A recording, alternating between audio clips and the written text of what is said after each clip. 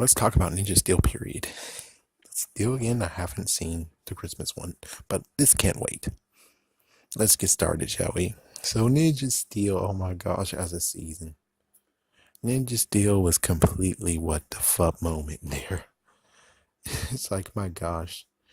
So, in all, they had at least 40 episodes plus four specials. You're telling me that you need two Christmas specials and two Halloween specials for this season? Hell no. It's like, hell no. It's a good time now to actually sacrifice that and use the freaking specials to actually adapt one of those freaking videos they have, one of those movies. And I really wanted you to at least get the Green Ranger in this. Even if we're not going to get a figure, at least it'll be cool to have the Green Ranger there. But of course, incompetent writers, the cat lady and her friend completely suck, and they don't know what the fuck they're doing. Not at all. They don't know what the fuck they're doing. Oh, man. It's like you didn't really need to bring Sledge back. Heck, I'm agree with one of those people who I actually listened to that they were like, dude, Ninja Steel could have actually ended in 20 episodes. And I'm like, yeah, pretty sure they could have. I mean, it looks pretty good open and shut, but they had to make a second season. I'm like, what?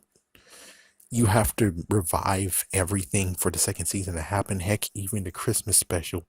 It's like both Christmas specials. They actually had no wait. First Christmas special, they actually had to do time. They actually had to do some time crap where she's like, I'm gonna borrow your power star, your power star, your power star. And there you go. That's how they got him back. Well, in the Christmas one, I don't know what happened, but I'm pretty sure they got their power stars back by the Nexus power star just coming back to Earth for some dumbass reason. And I'm like, really? What the Yeah, pretty sure they could have just did another special and not actually do a Christmas one. It would have been better to do another special. So let's talk about the characters and stuff like that and what they could have done. Well, number one is the fact of Victor and Monty's the biggest one where it's like, Victor and Monty, they could actually been done well if they, number one, don't have them completely forced into every single episode. I mean, let's look at Bulk and Skull, which they're modeled after them. Bulk and Skull, in the episodes, I'm pretty sure only had 2 moments where they showed themselves. Maybe a little bit more, but it wasn't that freaking it's not right there in your face. But I'm pretty sure they had just 2 moments in the episodes. That's it, just 2 moments. Power Ranger Ninja Steel, I think they had 4 to 5 moments in the freaking episodes. 4 to 5 moments. That's too much. And plus, I kind of enjoyed the idea of, well, maybe you just brush them off, stop doing that crap, just allow them to have 2 moments in an episode. And, well, if you want to model them after Bulk and Skull, I keep on saying this crap, but Bulk and Skull in season 2, they did something different than bullying, than their bullcrap. Instead, they decided to be like, hey, we're going to find out who the Power Rangers really are. Let's try to do this. Same thing with season 2. And you did it, but you decided to get rid of it because you want them to be role models too? What? And it's like, wait, you model them after Bulk and Skull. Pretty sure Bulk and Skull didn't graduate high school. I'm pretty damn sure of it. They actually did not graduate high school. I'm pretty sure they became detectives. I'm pretty sure. And then part of the police force. It's like, dude, I'm pretty sure they didn't graduate high school. I'm pretty damn sure of it. I'm pretty sure. So I was like, yeah, so why are you bringing them back to high school? Why don't you allow them to have their company? Not everyone who bought their spray will bring it back with a refund. Heck, bring someone that's like Lieutenant Stone into their lives. And this guy will be like, okay, what we need to do is this. We're going to try to combat that. And you're gonna make another commercial that says that, oh yeah, the first spray isn't that good anymore because the monsters got more powerful. So because the monsters got more powerful, this won't work on certain monsters. That's why we have a Maximum brand. And it's like, yeah, look at that. And then now they have to actually find film footage of them spraying a monster and showing that it works. That would have been funny. So no school crap. They're just out there trying to spray monsters, and that'll be a funny moment. Another one who actually got screwed over by the whole let's bring him back to school. School is important. It's freaking Levi. Levi, he is a freaking world-renowned artist, country music star. Why the fuck does he need to go back to freaking school? Number two, let's look at Eminem. Eminem said in White America that he's too cool to go back. He has so much damn money. Why the hell should he go back to school? Same thing with Levi. Pretty sure Levi has so much money. Why the hell does he need to go back to school? He could actually been the one who's out there and then a monster attack, and he's like, holy frig. And he's like, guys, there's a monster attack. It's like better than your freaking whatever, how they do it, which apparently is the computers detect monsters. Okay. But I would have liked it more importantly, the fact of, well, Levi's out there now. They're in school. So Levi has solo battles. Makes sense. Number two, when the dad returned, how the freak do you not have him be like, hey, dad, I have so much money. So we have like at least a few moments of where the dad actually is fixing the house, well, the barn and everything, souping it up because Levi has money now and Levi can actually rebuild it and make it even nicer. Well, not Levi, but the dad can get funds with Levi. You understand what I'm saying? So it's really sucky that we don't even see any progress of the dad's return. Besides, he came back. He wasn't even there for Levi when he became a little kid. He showed up when he actually got possessed. Is that all we got? Pretty sure that's all we got out of that whole entire thing. Besides, he became one of the Red Rangers. That's all we got. That's it. That's all we have of him. Isn't that messed the frick up? Oh yeah, in that one episode where Levi got sent all the way somewhere, it would have been cool if he would have demorphed, got a freaking helicopter, and the helicopter takes him back to the fight, or close to the fight. The helicopter leaves, he morphs, he goes back. That would have been cool. That would have been freaking awesome.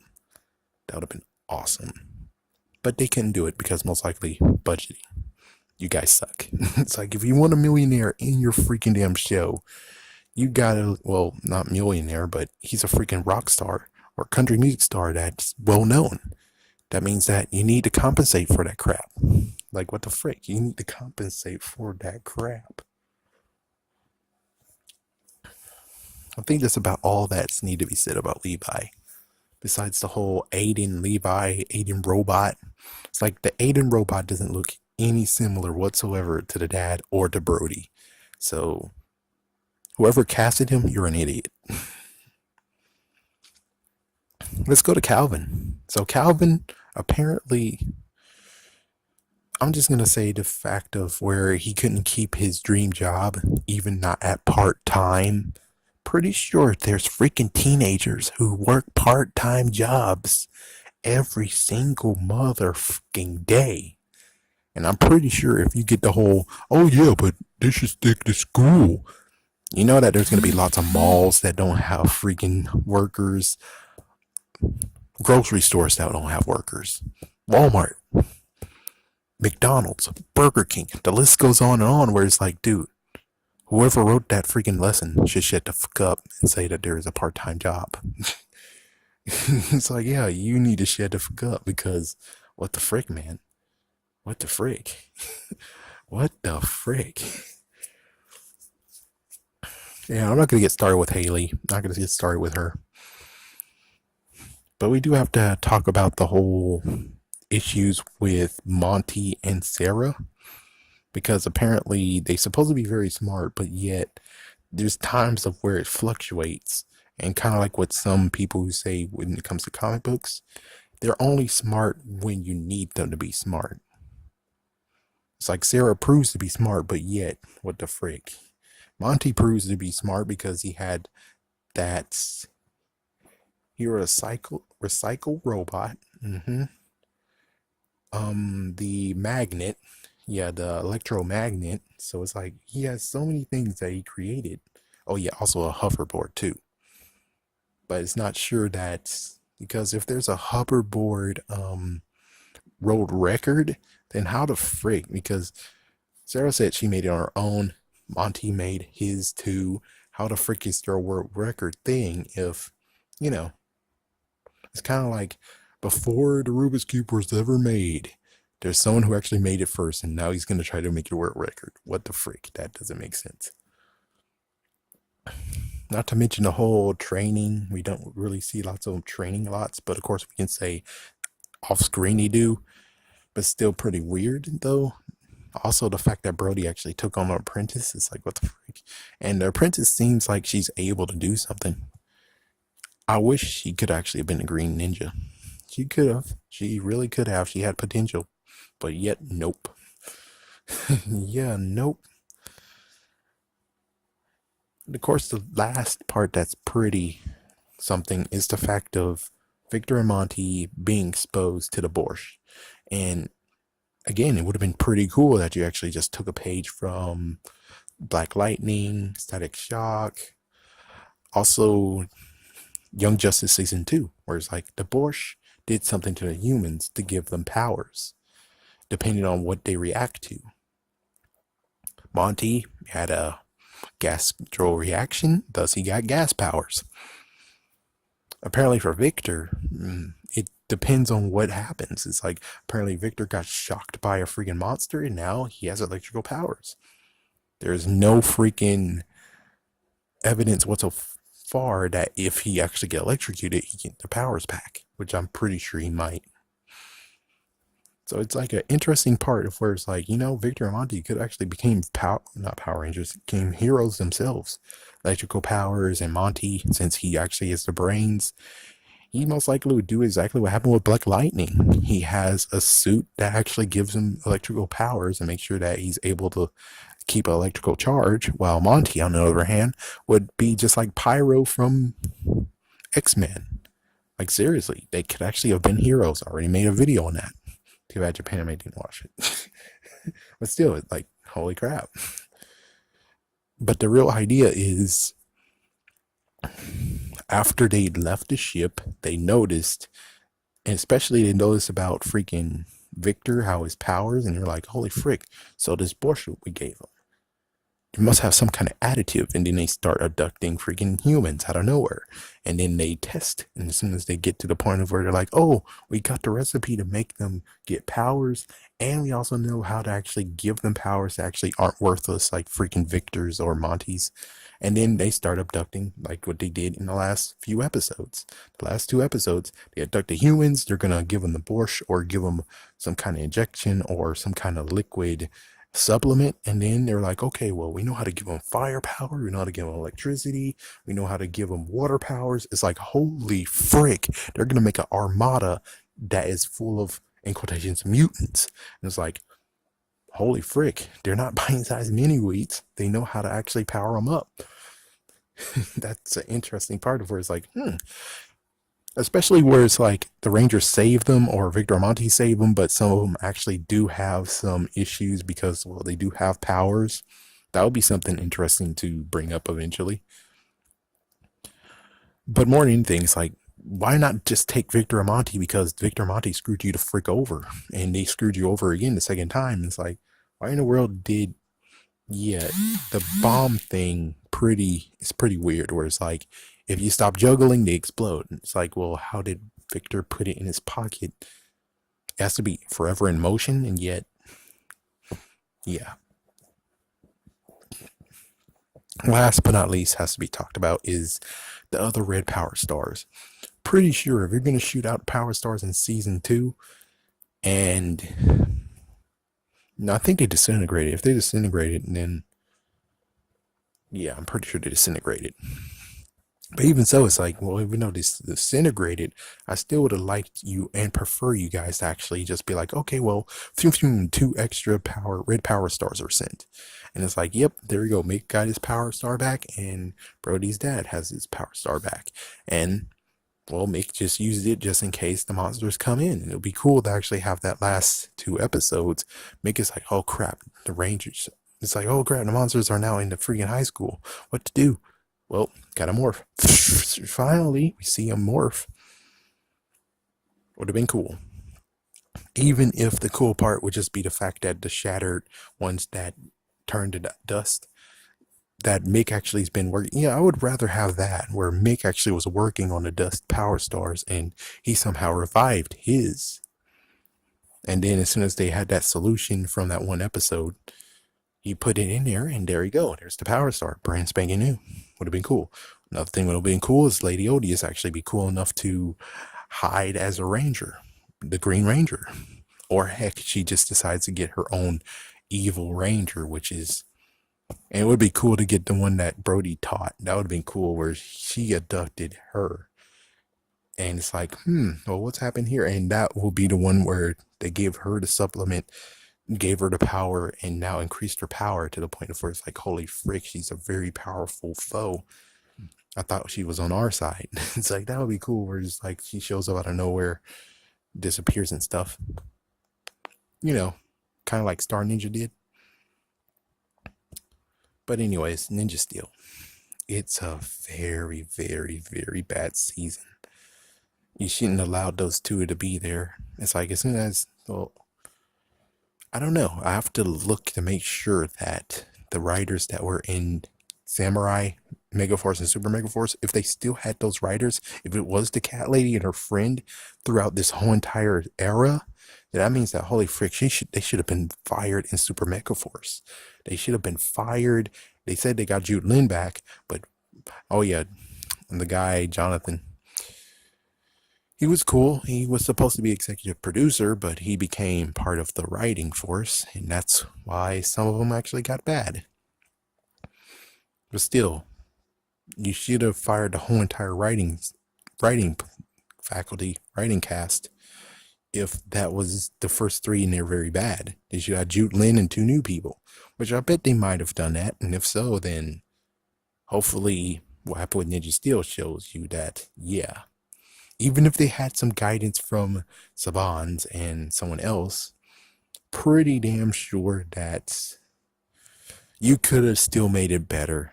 There's no one who's going to you and be like, oh, well, Victor Monty definitely should have more airtime. Ho, ho, ho. It's like, no. You didn't do that for Dino's Charge. And it's kind of like where some of the directors gets pushed by the freaking company. And it's like, what the frick? It's like, I would have preferred those 2 get fired and save their freaking identities than playing ball with them. Be like, okay, yeah, more Victor Monty. Oh, more lessons of the day. It's like, yeah, I would have preferred you guys went out and got fired than looking like a punk, where it's like, yeah, you 2 suck. You 2 suck very badly. Don't come with me saying that, oh yeah, Saban's this and Saban's that. But it really sucked. I mean, holy crap. What's worse is just the fact of, I had to sometimes look for the freaking episodes to watch them just to do the reviews. If I didn't have to do the reviews, even though it's just fun to make fun of them and stuff, I'll be glad to ditch, because Nickelodeon makes it hard to watch those freaking videos, the episodes, legally, which is very sucky. And like, Nickelodeon, you idiot. In the end, though, Ninja Steel was very, very bad as a season. Did it have any good parts? Yeah, but sadly, they didn't go in depth with them. I mean, we have no idea who Calvin's mom and dad is, or what parent he has. I think Haley, we only get mentions of her mom. Oh wait, never mind. No, Haley actually got a dad. We got to see her dad. Yeah, and mentions of her grandma. As for Preston, we only saw the dad once. It's like, yeah, we only see some of the freaking parents once. Twice when it came to Sarah, but still. Mm.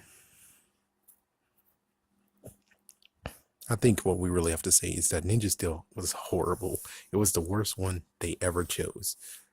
And it's really sad too. It's like, it's easy. It's just, it technically was a wash and repeat of Samurai. But the better part is that they didn't have to do, oh, well, descendants from Japan. Like this time you can go all out. This time you could actually have had a decent time. I mean, Samurai still has that horrible, horrible part of where it's like descendants. It's like, really? From Japan? A black dude, a Hispanic dude. Mia could work. Mia could work. That's it. But still, man, I thought you guys would have did good this time because Dino Charge was good. Mostly. But still, dang.